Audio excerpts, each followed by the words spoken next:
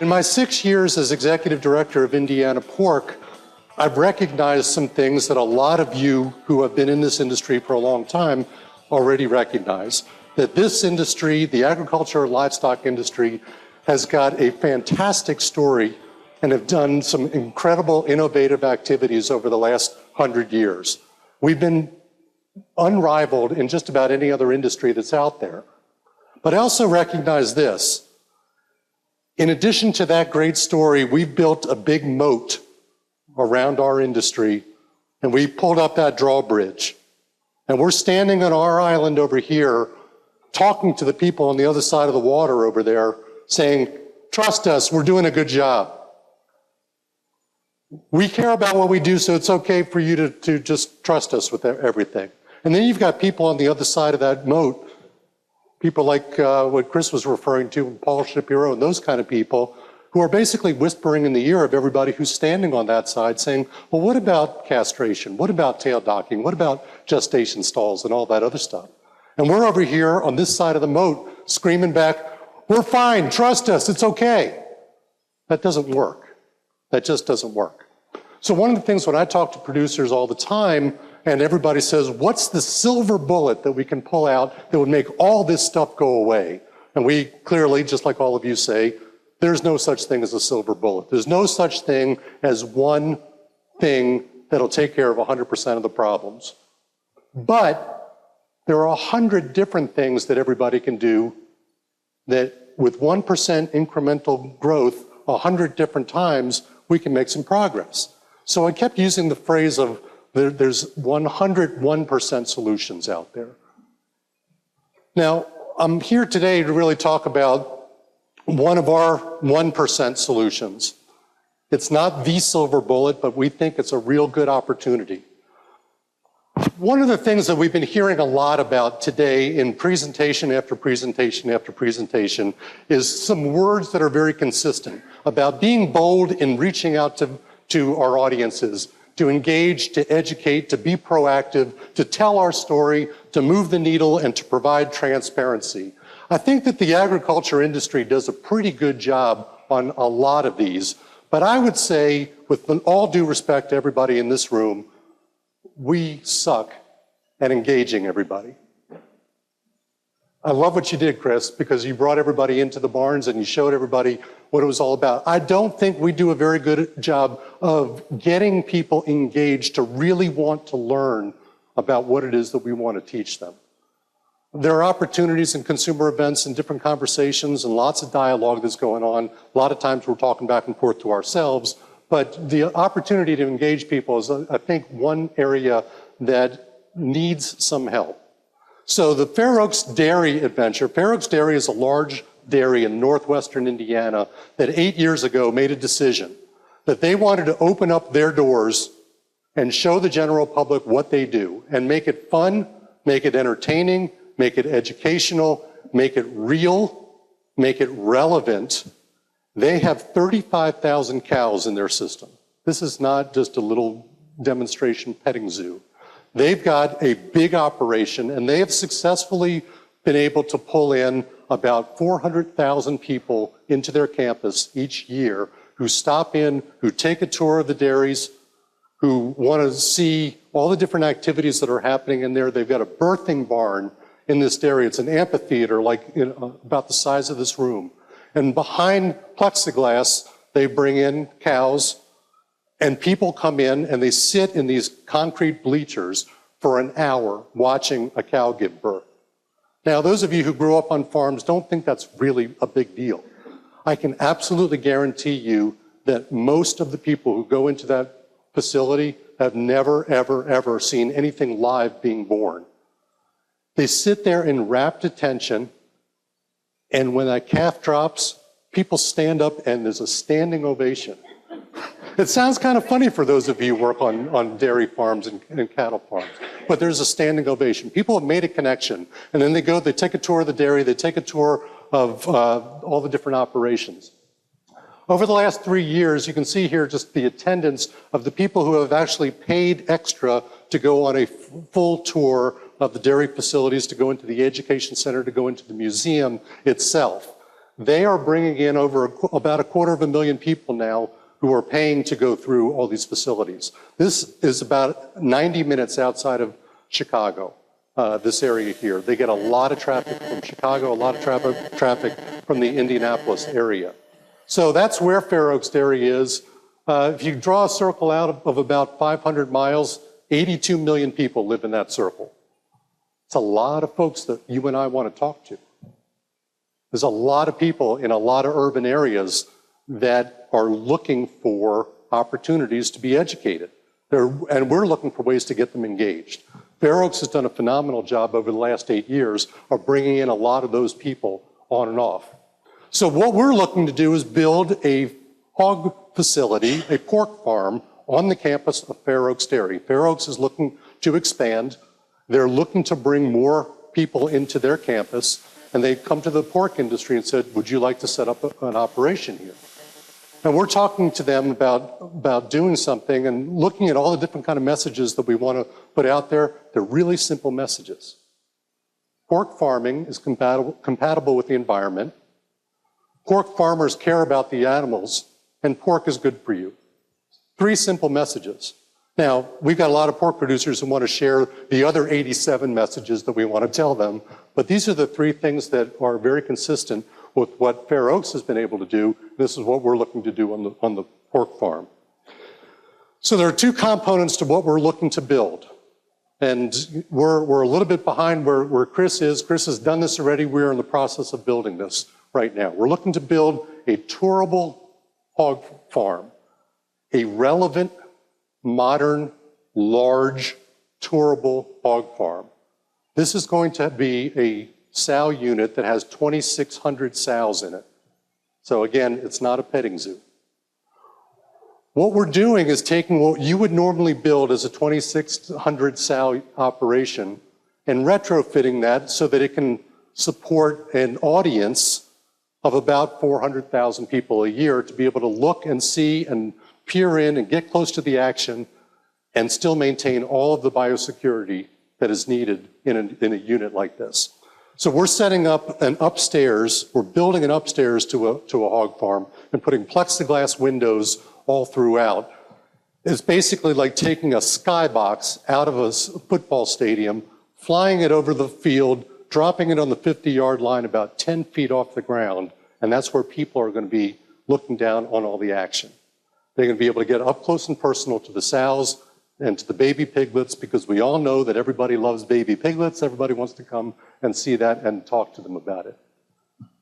We're doing this in a way to bring in school groups and teachers and restaurateurs and grocers, legislators, federal, public officials, anybody else who is a decision maker. This is a great opportunity for them to actually get close and see what's going on.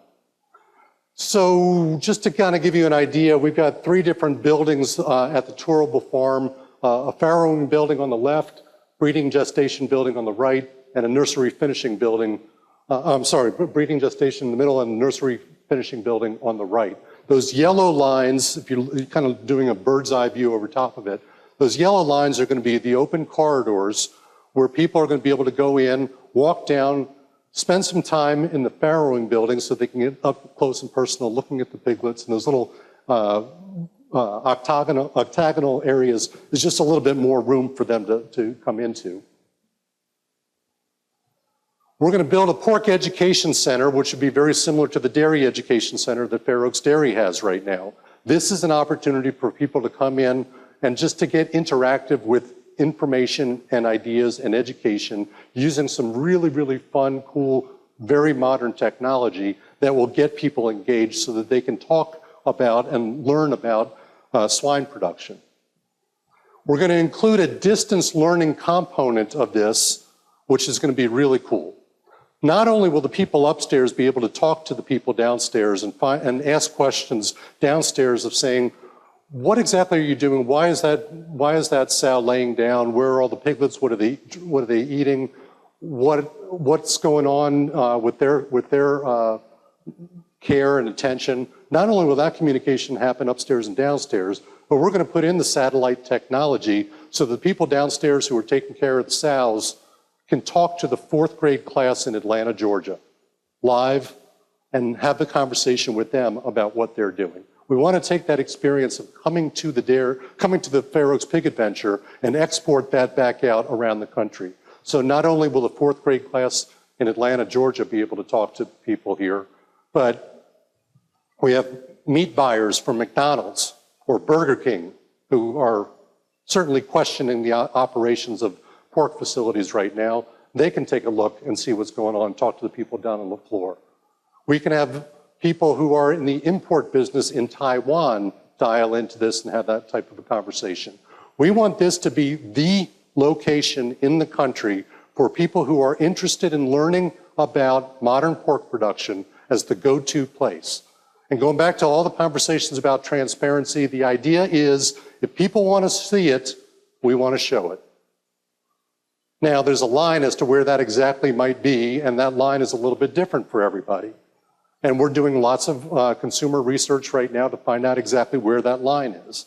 But if people are interested in knowing about castration, there will be a mechanism for them to actually see it. It might be an after-hours happy hour that we do at 5 o'clock and have a special tour every day. That's actually for the artificial insemination part. We're thinking about getting a liquor license and serving wine along with it, having Barry White playing in the background. It's really going to be kind of amazing. But we want to just make this a little bit more of a connector to everybody so they can really understand what is going on in those barns that everybody's hiding out there off the road. Transparency is what this is going to be all about. So what we are doing, as Indiana Pork has committed about $250,000 toward building this facility. We're working with a private farm, Belstra Milling. They're going to build and own the sow farm. It's a commercial operation. They've got customers for their pigs. That's their activity. The Fair Oaks Pig Adventure is a new 501c3 that we've created, which is basically the tour company.